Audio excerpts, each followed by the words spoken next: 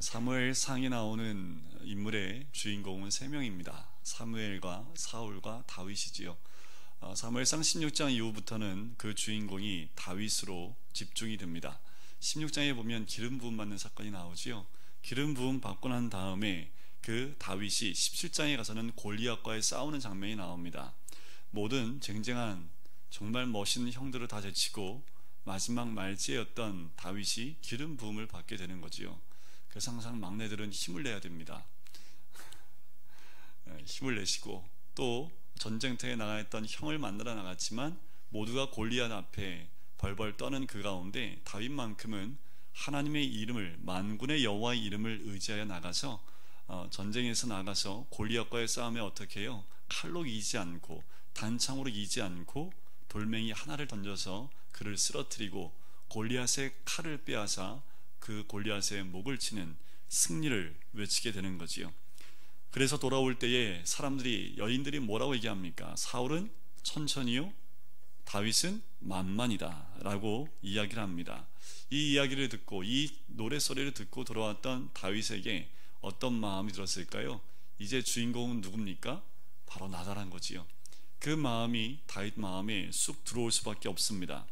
그 주인공으로 등장하는 모습 속에서 이제 하나님이 다윗을 왕으로 다스리려고 하는 그 움직임이 사울을 통해서 드러나게 됩니다. 그때 이후로 사울이 다윗을 주목하여 봅니다. 그래서 사울이 어떻게 기회만 되면 다윗을 죽이려고 하지요. 창을 던지고 단창을 던집니다. 사울을 피해서 결국 도망하게 되는 거지요. 자신이 주인공이라 생각했는데 현실은 뭐가 됐습니까? 도망자가 됐습니다. 그리고 광야라는 곳으로 깊숙하게 들어간 자신의 모습을 발견하게 됩니다. 사울은 끝끝내 다윗을 추적하여 죽이기 위해서 가진 노력을 다합니다. 그 모든 것을 피하여 누구한테 도망가게 되냐면 사무엘에게 도망가지요. 사무엘이 세운 선지자 학교가 있는 라마나요스로 도망을 하게 됩니다.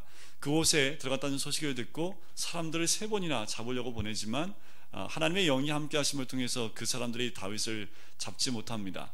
사울이 직접 왔는데도 이 다윗을 잡지 못합니다. 하나님의 보호하심이 있었지요. 하나님의 임재하심이 다윗에게 있었던 것을 발견하게 됩니다. 그곳에 누가 있습니까? 말씀의 사람인 사무엘이 있습니다. 이 다윗이 참 잘 도망간 거지요. 라마나요스에 가서 말씀으로 훈련받을 수 있는 모든 장소와 환경이 준비되어져 있었다는 겁니다. 하나님 나라가 왕으로 준비될 수 있는 것, 그것보다 더 좋은 것이 없지요.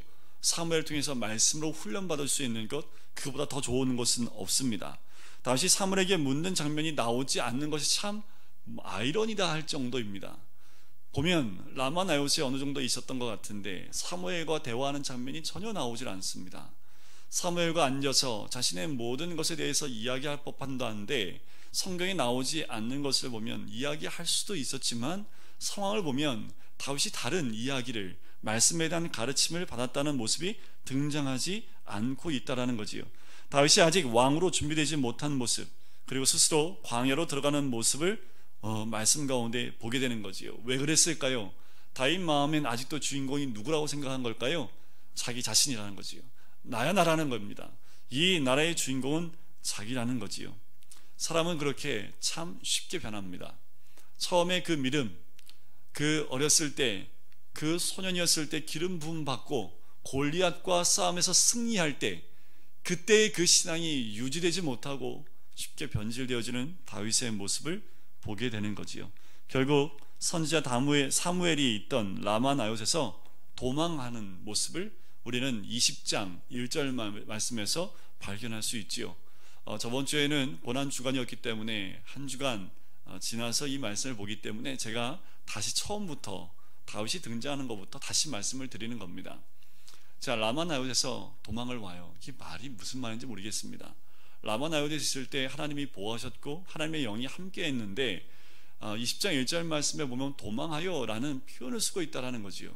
분명히 말씀을 보면 사울에게서 도망친 건 맞습니다. 그런데 라마 나요스에서 도망했다는 말을 들어보니까 사무엘이 좀 빡세겠나 봐요. 아침에 일어나자마자 말씀 공부시키고, 끝나고 점심 먹고 나면 또 말씀 공부시키고, 저녁에는 또 철야시키고, 좀 쉬고 싶은데 쉬지도 못하게 계속 사무엘이 그렇게 말씀으로 이렇게 괴롭혔는지 모르겠습니다. 굳이 라마 나요스에서 도망하여 누구를 찾아오냐 하면 자기가 가장 신뢰할 만한 그 한 사람을 만나러 와요. 그가 누가였습니까? 요나단이었습니다. 요나단은 누구 아들이에요? 자기를 잡아 죽이려고 하는 그 사울 왕의 아들이었다라는 거지요. 근데 그 아들 요나단이 자기를 너무나 사모하고 사랑하고 또한 가장 친한 친구로 생각하기 때문에 지금 이 상황 가운데 믿을 만한 사람 누구밖에 없어요? 요나단밖에 없는 거지요. 하나님을 의지해야 될 그 마음이 이제는 누구를 의지하기 시작합니까? 사람을 의지하기 시작하는 거지요. 의지할 수 있는 위치에 있지요. 요나단은 사울 왕의 아들이었기 때문에 모든 지위와 위치가 이 다윗이 의지할 만하고, 사울이 죽이려고 하는지 안 죽이려고 하는지 그 모든 것도 다윗을 위해서 움직일 수 있는 신뢰할 만한 사람이 요나단이었습니다. 결국 어떻게 됩니까? 20장 맨 마지막 절에 보면 다윗은 다윗의 길로 가고 요나단은 요나단의 길로 가버리는, 이제 둘이 헤어지는 장면이 나옵니다. 다시 못 만나요. 만날 수도 없는, 이제는 둘이 헤어지게 됩니다. 이때쯤 되면 다윗이 한번 깨달았어야 되는데, 이제 우리가 본문에 읽은 이 21장 전체에 흐르는 그 내용의 주제가 뭐냐 하면 오늘 말씀의 제목과 같아요. 두려움에 도망하여. 다윗 전체가 온 몸이 두려움으로 가득 채워집니다. 성경에 보면 다윗이 가장 어려울 때가 기록되어 있던, 가장 어두울 때, 그때가 기록되어 있던 장이 딱 두 장이 나오는데요. 오늘 본문 말씀인 사무엘상 21장과 사무엘하 11장 말씀입니다. 자, 사무엘상 21장 오늘 본문의 말씀은 다윗은 여호와의 마음에 합한 사람이었지만 오늘 본문에는 실패한 다윗만 등장한다는 거지요. 왜 실패합니까? 연약하기 때문에 그래요. 다윗이 너무나 연약하여 두렵고 벌벌 떠는 가운데 오늘 그 연약함 가운데 넘어지고 쓰러져가는 다윗의 모습을 봅니다. 그런데 또 다른 다윗의 어두움 가운데 있었던 그 실패가 나오는 곳이 사무엘하 11장인데 그 장이 뭐냐 하면 밧세바를 범했던 장면입니다. 자, 오늘 21장의 결론은 뭐냐 하면 결국 하나님의 긍휼 가운데 회복됩니다. 왜 그럴까요? 연약함 가운데 있는 그가 하나님의 긍휼함을 받아서 다시 회복하게 된다는 거지요. 하나님이 다윗이 왜 그런 실수를 범한지 아십니다. 그런데 사무엘하 11장에 보면 그 실수는 뭐로부터 시작했을까요? 교만입니다. 결국 거기서는 긍휼이 없어요. 어떻게 됩니까? 결국 가정이 깨어지는, 그래서 그 이후부터는 그 아들에게 쫓겨남을 당하고 그 가정이 깨어지는 그 모습을 발견하게 되는 거지요. 오늘 본문 말씀은 그렇게 다윗이 두려움에 떨고 있는 모습이 나와요. 왜 실패했을까? 21장 전체를 한번 읽어보시면 이런 걸 발견할 수 있습니다. 이제까지 하나님만 의지했던 다윗의 모습이었는데 오늘 본문 말씀에 보면 하나님도 의지하는 모습이 나와요. 이게 한 글자 차이인데요, 굉장히 큰 차이가 있습니다. 하나님만 의지해야 되는데 오늘 본문 말씀은 하나님도 의지하는 모습이 나오기 때문에 연약해지는 거지요. 뭐가 약해집니까? 믿음이 약해지는 겁니다.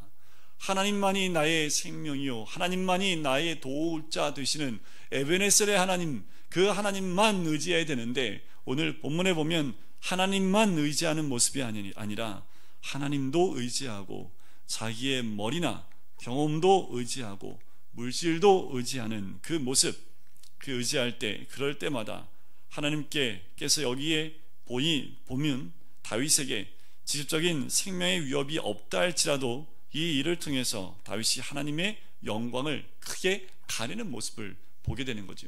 직접 사울이 찾아와서 다윗에게 목에 칼을 들이대며 그 생명을 빼앗아 가려는 환경이 아닙니다.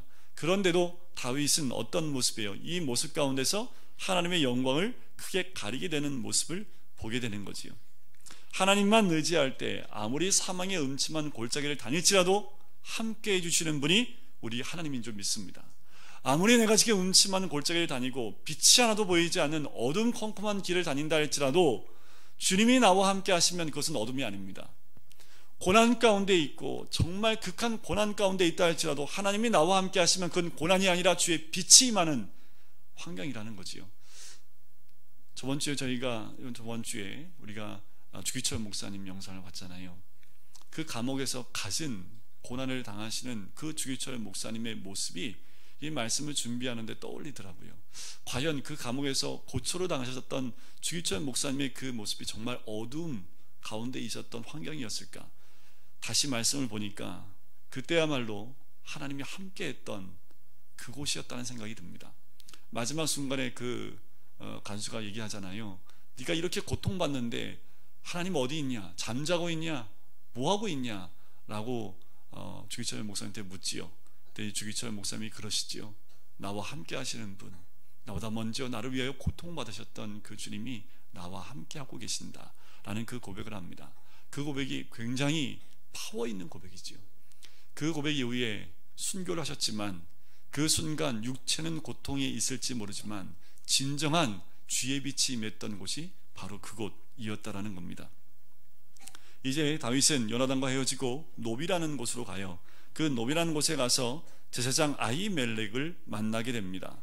자, 아히멜렉을 만난 이유가 뭐였을까? 오늘 본문에 나온 거 보면 딱 두 가지인 것 같아요. 배고파서, 무기가 없어서. 딱 두 가지 이유만 나옵니다. 그런데 바로 다음 장 22장에 보면 사울이 아히멜렉과 대화하는 장면에 보면 이 사울이 제사장에게 이런 얘기를 해요. 내가 떡도 줬지, 칼도 줬지, 여호와께 물었다면서 네가? 라는 그 장면이 나옵니다. 네가 다윗을 위해서 여호와께 물었다며, 그리고 떡도 줬다며, 칼도 줬다며, 이런 책망하는 사울의 모습을 보면 아마도 오늘 이 다윗이 아히멜렉을 찾아왔던 가장 중요한 이유 중에 하나는 하나님의 뜻을 구하려고 하는 그 마음이 있었던 것 같습니다. 요나단을 통해서 사울의 마음을 잊지 않았고 이제 그의 손에서 도망할 수 있는 길이 이제 열렸지요. 왜요? 요나단을 통해서 알게 됐으니까. 자, 그런데 이때일수록 다윗은 더욱 하나님을 의지했어야 되는데 길이 조금 열리면 열릴수록 나타나는 증상은 뭐냐 하면 길이 조금 열리면, 아예 길이 막히면 볼 게 하늘밖에 없지요. 그런데 길이 좀 열리면 열린 길을 쳐다보고 있는 것이 우리들의 마음입니다. 그래서 어디를 의지하게 돼요? 열린 그곳을 의지하게 되는 모습이 우리들의 모습이라는 거지요. 아예 사방이 다 막혀 있으면 하늘에 하나님만 쳐다보고 묻고 하나님만 의지했을 텐데 다윗은 조금 열린 그 길로 도망하다 보니까 두려움이 그의 마음을 사로잡게 됩니다. 그 두려움 때문에 거짓말하는 장면이 오늘 본문에 굉장히 많이 나와요. 하여튼 말을 열었다 하면 거짓부렁입니다. 어떻게 이렇게 수려한 거짓말을 하는지 다윗이 이 거짓말하는 것을 보고요, 제가 위안이 다 돼요. 하나님 마음에 합한 자가 이 정도 거짓말, 이 정도 거짓말하면 머리가 참 좋아야 됩니다. 이 순간순간 판단이요, 다윗이 죄송합니다. 이때 다윗이 돌아간 잔머리는요, 이게 타이 추정을 불할 정도, 이게 보면서 너무 많이 위안이 되더라고요. 네, 다윗도 그런데 나는 명함도 못 넘기겠다라는 생각이 들기도 하더라고요. 1절 말씀에 보면 아히멜렉을 찾아갔던 그 모습이 나옵니다. 자, 이 오늘 본문에서 다윗이 잘한 것 한 가지밖에 없어요. 뭘까요? 제사장 찾아간 거 하나밖에 없어요. 자, 뭔가를 하나님 뜻을 구하기 위해서 찾아간 거 하나지요. 그런데 아히멜렉이 떨어요. 왜 떨었을까요? 다윗이 누굽니까? 왕의 사위잖아요, 그죠? 그리고 이때 당시에 국방부 장관 역할을 했던 사람이 다윗입니다. 그런데 왜 떨었냐 하면 아무도 없어요. 다윗 혼자 와요. 어떤 학자들은 이미 다윗이 이 방이다 붙어서 이미 잡아서 아니면 신고를 하게끔 했다라는 그 말씀도 있고요. 그렇지 않고 아직 아히멜렉이 잘 몰랐는데 나라의 큰 위치에 있는 사람이 혼자 자기를 찾아오니까 떨었을 것이다 라고 이야기를 합니다. 하여튼 떨면서 뭐라고 얘기하냐면 1절 뒷부분을 같이 한번 읽어볼까요? 아히멜렉이 한 말입니다. 1절 어찌하여 내가 홀로 있고 함께하는 자가 아무도 없느냐? 라고 질문을 하지요. 여러분들 어떠십니까? 다윗이 이 말을 들었을 때 제사장이 무슨 일로 오셨습니까? 이 말 안 해요, 그죠? 어찌하여 홀로 있고 함께하는 자가 아무도 없습니까? 라고 질문하는 거지요. 저한테 왔으면 저한테 왜 오셨어요? 저는 이렇게 물어봤을 텐데 이 제사장은 아니에요. 어찌하여 혼자 왔습니까? 함께하는 자가 왜 아무도 없습니까? 왜 반복해서 제가 말씀을 드리냐 하면 하나님이 이 제사장을 통해서 다윗의 마음을 두드리고 있는 거죠. 다윗의 마음을 깨우고 있는 거예요. 그런데 다윗이 믿음으로 하나님을 신뢰하고 믿음의 눈이 열려 있었다면 이 음성에 하나님의 음성을 분명히 들었을 겁니다. 그런데 두려움에 사로잡힌 이 다윗의 마음은 이 말을 들을 때 하나님의 음성으로 듣지 못하고 더 두려워하는 거지요. 왜 이걸 묻지? 왜 이걸 나한테 묻는 거야? 하면서 속마음은 어떻게 해요? 더 두려움에 떨고 있는 다윗의 모습을 보게 되는 거지요. 그러니까 이게 어떻게 알 수 있냐면 2절 말씀에 보면 딱 나와요. 2절에 무슨 말을 해요? 진실을 말합니까? 거짓말을 합니까? 거짓말을 하지요. 왕이 내게 명령할, 왕이 무슨 명령을 해요? 그죠? 내게 너를 보내는 것과 내가 명령한 일은 아무것도 사람에게 알리지 말라. 한 적 아무것도 없지요. 내가 나의 소년들을 이러한 곳으로 오라고 말하였나이다. 전혀 맞지 않는 거짓말을 하는 것을 보니까 이 제사장이 질문하는 것에 아마 마음에 덜컥 두려움이 확 몰려왔다는 것을 알 수 있는 거지요. 그래서 거짓말을 하게 됩니다. 이미 요나단에게 그 사울 왕에게 어떻게 거짓말하라고 알려줬던 다윗이 또 한 번의 거짓말을 하게 됩니다. 그리고 다윗이 요구하는 게 있습니다. 3절에 보니까 뭘 요구합니까? 떡 5덩이나 무엇이나 있는 대로 내 손에 주십시오라는 거지요. 자, 이것은 무엇을 의미하냐면 나 좀 살겠다라는 거지요.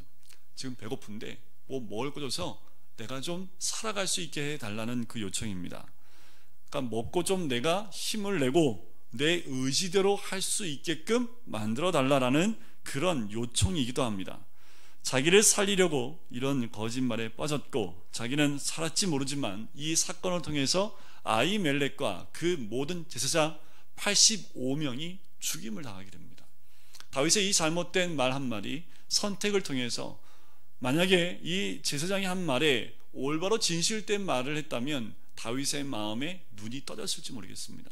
도액이 있다는 것을 알게 됐을 겁니다. 그 이후의 사건이 어떻게 벌어질지는 이 다윗은 이미 알고 있었어요. 다음 주에 보게 될 말씀 가운데 보면 이미 다윗은 어떻게 될지 알고 있었다라는 거지요. 결국 이로 인해서 큰 상실과 손해가 일어나게 되는 거지요. 4절 말씀을 보실까요? 4절을 같이 한번 읽어보겠습니다. 시작. 제사장이 다윗에게 대답하여 이르되 보통 떡은 내 수중에 없으나 거룩한 떡은 있나니 그 소년들이 자, 보통 떡이 없다고 얘기합니다. 성전에 들어가면 떡이 12덩어리가 있습니다. 그죠? 떡상에 보면 6덩이씩 두 줄로 6덩이씩 12덩어리를 쌓아놓게 되죠. 이것은 12지파를 의미하지요. 신약에 넘어오면 이 떡덩이는 곧 누구를 의미합니까? 생명의 떡이신 예수 그리스도를 의미합니다. 자, 여기서 다윗이 요구한 떡은 무슨 떡이었을까요? 먹고 살려는 떡입니다.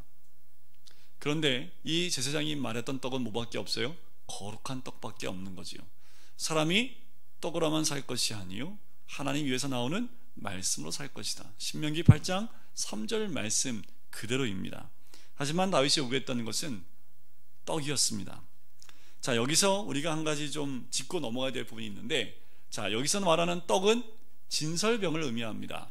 자, 이 성막 안에 떡 2덩어리 있는 12덩어리는 누구만 먹을 수 있냐 하면 제사장만 먹을 수 있습니다. 율법에 보면 제사장 위에는 먹으면 안 되게끔 되어져 있어요.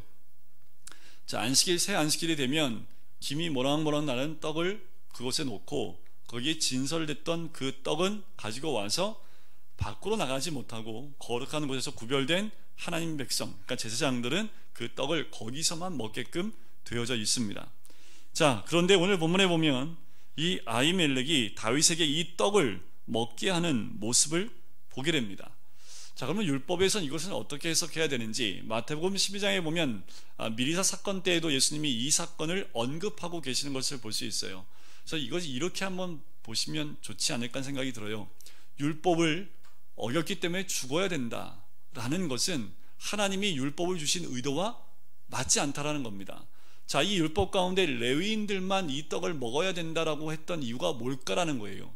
이 이유를 알면 조금 이 율법의 의미를 알고 지금 이 아히멜렉이 떡을 준 이유를 알게 됩니다. 뭐냐 하면 이 떡은 거룩한 떡이기 때문에 부정한 사람이 먹으면 하는 심판을 받습니다. 그러니까 누가 먹어야 돼요? 거룩한 사람이 먹어야 되는 거지요. 거룩하지 않은 사람이 먹으면 하나님의 심판을 받기 때문에 그것을 보호하기 위해서 제사장만 먹어라 라고 율법에 기록되어져 있다는 겁니다.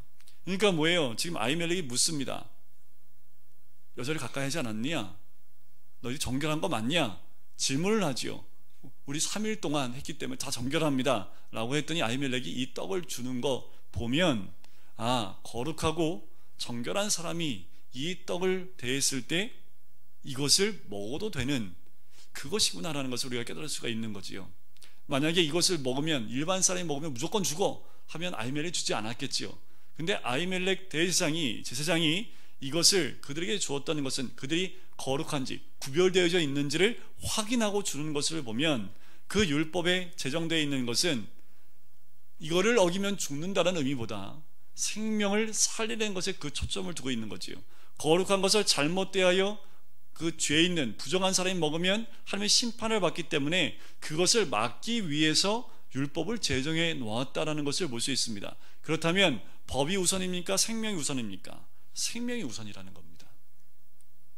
그래서 아히멜렉이 적용을 하는 거지요. 그래, 당신이 여자를 가까이 하지 않았느냐 했더니 그렇다라고 얘기합니다. 그렇다면 이 떡을 먹으라고 얘기를 하지요. 이 율법은 바로 우리들을 보호하기 위한 율법이었다라는 거지요. 만약에 이 율법이 없었으면 아무나 범죄하고 하나님의 떡을 먹었다면 모두 다 심판을 받게 되는 거겠지요. 자, 5절 말씀에 보면 우리는 그렇게 3일 동안 여자를 가까이 하지 않았고 또 이 길이 보통 길이 아니었기 때문에 다 성결하다는 말을 얘기를 합니다. 거짓말이 또 거짓말을 낳는 거지요. 그죠? 이 거짓말이 또 거짓말을 낳고, 아까도 말씀드렸지만 참 애틋해 보이는 다윗의 모습입니다. 속은 벌벌 떨면서 자꾸만 거짓을 낳는 그 모습을 보게 됩니다. 일본의 성자라가는 우찌무라 간조라는 분이 이런 말을 했대요. 사람이 믿음 가운데 올라가면 천사보다 더 아름다워지고 믿음이 다운되어 내려가면 마귀만큼 나빠지더라 라는 말씀을 했다고 합니다. 그러니까 우리도 올라가면 천사보다 더 아름다운 사람들이 될 수 있어요, 믿음 가운데. 그런데 그렇지 않고 떨어지게 되면 마귀보다 더 악해지지 않는데 이 우찌무라 간조라는 이분은 마귀만큼 나빠진다라는 표현을 하셨다고 합니다. 실제적으로 다윗을 보면 그와 같은 그 말이 맞지 않나라는 생각이 듭니다. 자, 6절을 보실까요? 제사장이 그 거룩한 떡을 주지요. 진설병 곧 여호와 앞에 물려낸 떡밖에 없었습니다. 이 떡은 더운 떡을 드리는 날에 물려낸 것이라. 이 거룩한 떡은 하나님 뜻대로 걸어가기 위해서 먹어야 되는 것이라는 거지요. 자, 여기서 우리가 또 한 가지 우리가 다윗이 깨닫지 못하는 부분이 뭐냐면 이 거룩한 떡, 이 떡은 하나님 말씀이기 때문에 거룩한 그 말씀을 받았다는 것은 무엇입니까? 그 말씀대로 순종하여 하나님 뜻대로 살아가야 됨을 그 밑에 깔려있는 의미이기도 합니다. 그런데 어떻게 해요? 그 떡을 받고 다윗이 어디로 갑니까? 블레셋 지경으로 가버리는 그의 모습을 보게 되는 거지요. 자, 그 다음에 7절에 보면 딱 요 한 절이 딱 들어가요. 그날에 사울의 신 한 사람이 여호와 앞에 머물러 있었는데 그는 도액이라 이름하는 에돔 사람이요 사울의 목자장이었더라. 딱 한 절 나오는데 요 한 절에 누가 등장해요? 마귀가 등장하는 거죠. 항상 근신하지 않으면 사단은 우리 주위에서 엿보고 있습니다. 이래도 딱 기다리고 서 있는 거지요. 딱 다윗의 허점을 발견하고 사단이 다윗을 꿰고 넘어뜨리려고 보고 있는 장면이 나옵니다. 사탄은 항상 우는 사자와 같이 다니면서 우리를 항상 지켜보고 있다는 겁니다. 근데 이것을 잊지 마셔야 됩니다. 다윗은 여기서 넘어지고 분명히 7절에 도액이 있는 것을 보았지만 다윗은 이 순간 감지 못하는 다윗을 보게 되는 거지요. 베드로전서 5장 7절과 8절에 이런 말씀이 있습니다. 너희 염려를 다 주께 맡기라. 이는 그가 너희를 돌보심이라. 근신하라 깨어라 너희 대적 마귀가 우는 사자같이 두루다니며 삼킬 차를 찾나니 라는 거지요. 다윗에게 딱 맞는 말씀 아닙니까? 너희 염려를 다 주께 맡기라. 이는 그가 너희를 돌보심이라. 근신하라 깨어라. 왜냐하면 마귀가 우는 사자와 같이 두루다니며 삼킬 자를 찾는다. 근신하여 깨는 방법에 대해서 9절에 말씀하는데 이렇게 나옵니다. 너희는 믿음을 굳건하게 하여 그를 대적하라. 근신하여 깨어있는 방법이 뭐밖에 없어요? 믿음 가운데 굳게 하는 거지요. 하나님만 의지하는 겁니다. 그러면 어떻게 해요? 마귀는 물러가게 되어 있다라는 거지요. 다시 한번 우리 오늘 이 시간 나오신 모든 성도님들 다 잡아야지요. 믿음 가운데 내 마음 가운데 사단이 틈탈 수 없도록 오늘도 믿음 가운데 굳건하게 서 있을 때 그 사단을 대적할 수 있는 그 힘이 우리 가운데 있게 될 줄 믿습니다. 이때도 하나님을 의지하고 진실하게 제사장에게 말했다면 아마 이 올무에 빠지지 않았을 텐데 다윗은 또 스스로 두려워합니다. 그리고 자기의 생명을 스스로 지키려고 해요. 자, 우리가 가진 것이 우리 것 같이 보여요. 그런데 다 우리 것일 수 있습니다. 그런데 딱 한 가지, 생명은 우리 게 아니지요. 생명은 하나님께 맡겨진 것입니다. 그렇기 때문에 하나님께만 이 생명이 맡겨져야지 다른 데 맡겨서는 아무 소용이 없는 것이 우리의 생명이라는 거지요. 다윗은 떡을 먹었지만 악한 도액이 엿듣고 사울에게 고자질함으로 많은 사람의 괴로움을 끼치는 그 자리까지 다윗은 나가게 됩니다. 8절 한번 더 볼까요? 이제 내 수중에 창과 칼이 없으니 좀 나한테 칼이나 무기 있으면 좀 주십시오 라고 얘기하지요. 자, 9절을 같이 한번 읽어보겠습니다. 시작. 제사장이 이르되 내가 엘라 골짜기에서 죽인 블레셋 사람 골리앗의 칼이 보자기에 쌓여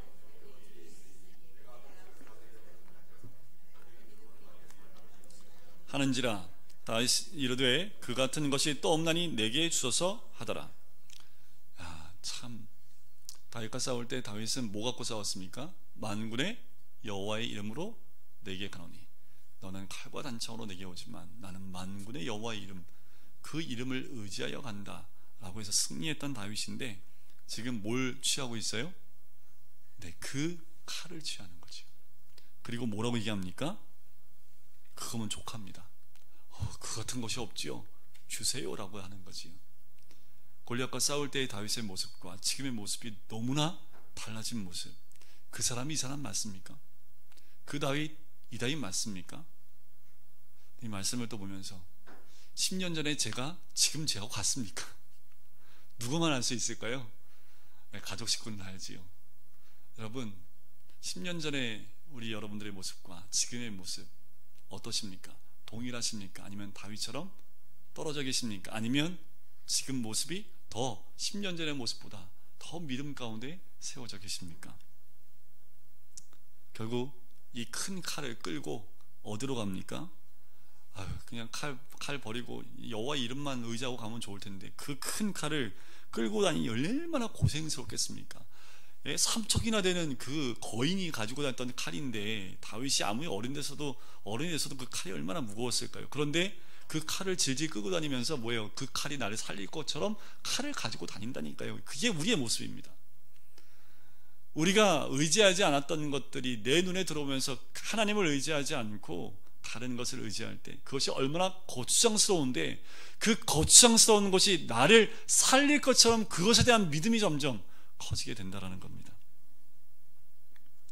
그리고 그 칼을 가지고 어디로 가요? 그 칼 주인이 살던 그 고향으로 가요. 이게 아이러니하지 않습니까? 뭐 딴 데로 갔으면 좋은데 이 골리앗의 고향으로 가요. 또 그것도 그 칼을 가지고. 그럼 그 고향 가면 그 칼이 누구 건지 알아요? 몰라요? 알지요. 근데 왜 글로 갔을까? 이건 다윗이 판단력과 분별력이 없어지지요. 근데 마음의 두려움과 공포가 몰려면요, 판단력과 이 분별력이 상실되어집니다. 여러분들, 하나님을 의지하면 두려움이 없지요. 공포가 없습니다. 어떠한 공격이 와도요, 골리앗 앞에서도요, 두려움이 없습니다. 그런데 골리앗도 없는데, 아무것도 없는데 두려움이 몰려면요, 그렇게 골리앗이 있는 그 땅으로 자기가 그냥 들어가 버린다니까요. 그것이 우리들의 모습일 수 있습니다. 10절을 보실까요? 그날에 다윗이 사울을 두려워하여 일어나 도망하여 가드 왕 아기스에게로 가니 사울을 두려워하여 도망갑니다. 지금 사울이 잡으러 온다는 얘기도 없는데 사울을 두려워하여 어떻게 해요? 도망가는 그의 모습이 보이는 거지요. 자, 이 다윗은 어땠을까요? 떡 먹었지요? 떡 챙겼지요? 칼도 챙겼지요? 이게 뭐 하려고 하는데 돼요, 다. 그죠? 내가 먹고 싶은 떡도 챙겼지요. 어떤 뭐 거룩한 떡이니까 챙겼지요. 칼도 없었는데 그 유명한 칼, 골리앗 칼까지 내가 챙겼지요. 뭔가 좀 열린 것 같은 느낌에 어디로 가요? 네, 그 가드 왕 앞으로 가는 다윗의 모습을 보게 됩니다. 자기 머리는 너무나 잘 됐다라고 판단하고 있는 것 같아요.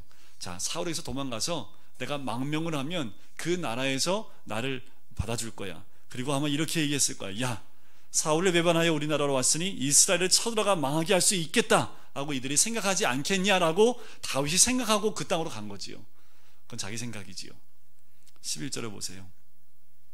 이런 현실에 처합니다. 아기스의 신하들이 아기스에게 말하되 이는 그 땅의 왕 다윗이 아니니까 무리가 춤추며 이 사람의 이를 노래하여 이르되 사울이 죽인 자는 천천히요 다윗은 만만이로다 하지 아니하였나이까 한지라.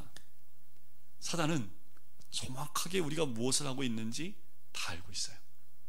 사단은 하나님 앞에서 우리가 얼마나 성공하고 있는지도 낱낱이 다 알고 있고 우리가 넘어져 있는 순간도 다 알고 있습니다.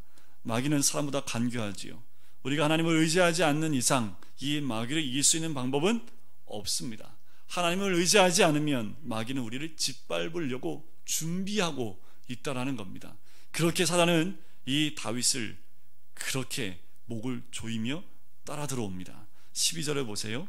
다윗이 이 말을 그의 마음에 두고 가드 왕 아기스를 어떻게 또 두려워합니다. 사람을 의지하기 시작했더니 어떻게 해요? 사람 때문에 두려움이 몰려오기 시작하는 그 장면을 보게 됩니다. 다윗은 사람에게 빠지니 사람을 두려워하여 다음 절을 또 보면 꾀를 부리는 장면이 나오지요. 이러다 큰일 나겠다 싶어서 13절을 보십시오. 13절 같이 읽어볼게요. 시작. 그들 앞에서 그의 행동을 변하여 미친 채 하고 대문짝에 그적거리며 침을 수염에 흘리매. 네, 여기까지 가요. 어디까지 더 갈 수 있습니까? 여기까지 가요. 하나님의 음성을 깨닫지 못하고 하나님만 의지하지 못하니까 결국 사람이 두려워서 그 앞에서 살기 위해서 뭐 한 거예요? 한 나라의 국방부 장관이었습니다. 이들이 얘기하기를 유대 왕이라고까지 얘기한 다윗입니다. 그런데 미친 채 합니다. 근데 참 재밌는 게 있어요. 하나님이 그 모습을 보고 어떻게 했을까요? 꼴 좋다 라고 했을까요? 아니요. 하나님이 그런 다윗의 모습을 보고 긍휼히 여기십니다. 긍휼히 여기신다는 그 말씀을 어디서 알 수 있냐면 14절에 보면 나와요. 아기스가 그의 신하에게 이르되 너희도 보거니와 이 사람이 미치광이로다. 어찌하여 그를 내게로 데려왔느냐? 내게 미치광이가 부족하여서 너희가 이 자를 데려다가 내 앞에서 미친 짓 하게 하느냐? 이 자가 어찌 내 집에 들어오겠느냐? 하니라. 하나님 손길 보이십니까? 지금 아기스 왕한테 들어올 때는 미친 척하고 들어왔어요? 정상으로 들어왔어요? 인사로 왔는데 정상으로 들어왔지요. 그런데 미친 체 하면 이 왕이 바보가 아닌 이상은 저 이상한 놈이다, 저거 쇼하는 거 아니야, 금방 알 텐데 하나님이 그 눈을 가리시는 거죠. 그래서 정말 다윗의 연기가, 네가 다윗이 뭐 학원 가서 연기를 배운 것도 아니고요, 그죠? 얼마나 어색했을까요? 그런데 그 모습을 보고 아기스가 속아 넘어갔다라는 거지요. 그 눈을 가린 게 누구예요? 하나님이시라는 겁니다.